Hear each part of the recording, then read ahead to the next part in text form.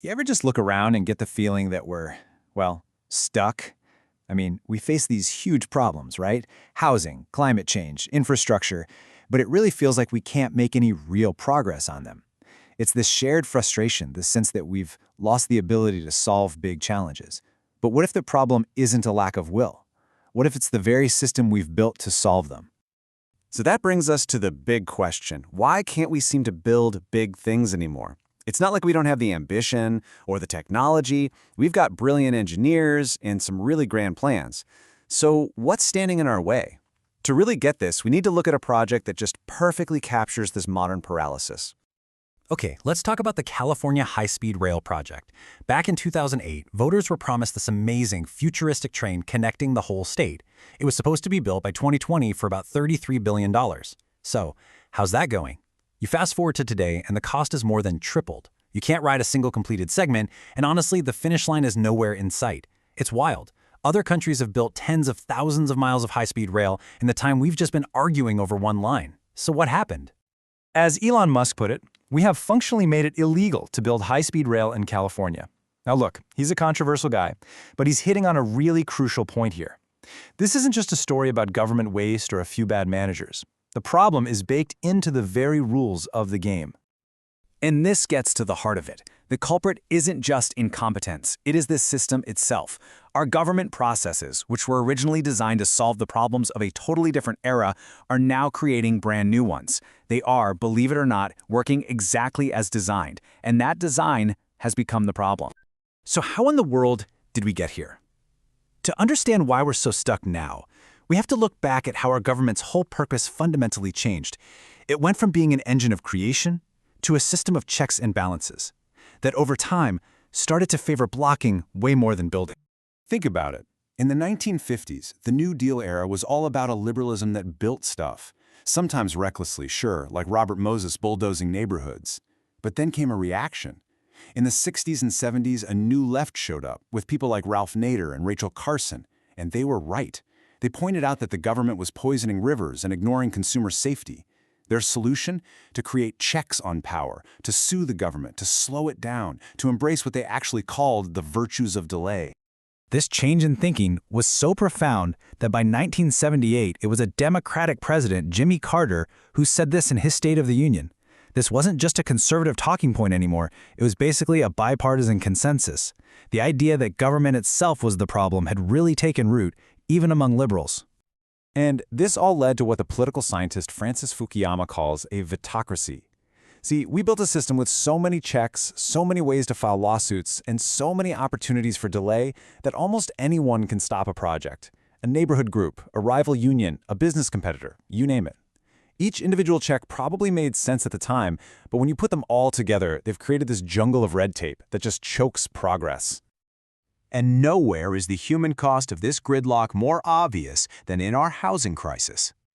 The data here is pretty staggering. In the US, we have only about 425 homes for every 1,000 people. That is way, way behind countries like Japan, Germany, France, and Italy. We've basically made it functionally illegal to build enough housing in our most productive cities. And the result isn't just that rent is too high, it's a fundamental break on people's lives and on the whole economy. And this brings us to a really powerful way to think about a problem like homelessness. It's like a game of musical chairs. If you have 10 people and 10 homes, great, everyone has a place to live. But if you only have 9 homes, well, someone is going to be left out. It's not that their personal problems aren't real, they are. But the fundamental reason for mass homelessness is a simple shortage of homes. When housing is scarce, any personal struggle is just so much more likely to become a catastrophe. You know, this scarcity mindset doesn't just apply to physical things like trains and houses. It's also stifling our ability to build new ideas. Let's talk about something called the Carrico problem. Katalin Carrico is the Nobel Prize-winning scientist whose research on mRNA was absolutely essential for the COVID vaccines. But for years, her grant applications were rejected, over and over again.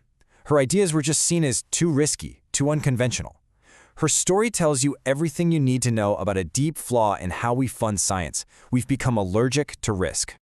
And the result of being so scared of risk is, well, it's stark. In 1980, over 20% of major grants from the NIH went to scientists under the age of 36.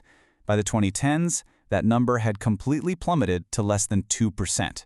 We've created a system that favors safe, small, incremental research over the kind of bold, paradigm-shifting ideas that young scientists so often bring to the table. But there is another way. Just compare the standard NIH model, which relies on peer review and hates risk, to the DARPA model. DARPA gives program managers the power to make big, sometimes counterintuitive bets. They tolerate failure because they're not aiming for small wins. They're aiming for huge breakthroughs. And it's really no coincidence that DARPA was an early funder of Moderna's mRNA research, long before anyone else thought it was a safe bet. So, if scarcity and all this venticrosity are the problems, then what's the solution? Well, it's a new political framework called abundance. Abundance is all about shifting our focus. So instead of just arguing over how to slice up a shrinking pie, it asks a really simple but powerful question. What do we need more of? You know, things like housing, clean energy, scientific breakthroughs, and how do we build the systems that actually get it? And let's be super clear about this. This is not just a call for deregulation. The goal is to build state capacity, to create a government that's nimble, that's effective, and is actually capable of achieving its goals. It's about making the state better, not just smaller. For a really stunning example of what state capacity looks like in action, just look at the I-95 bridge collapse in Pennsylvania. Under normal rules, rebuilding that would have taken years, but the governor declared an emergency, which let them cut right through all that red tape. They used 24/7 union labor, brought in contractors they already trusted without a long bidding process, and the result? The bridge was rebuilt and reopened in just 12 days. This is what's possible when we just prioritize getting things done.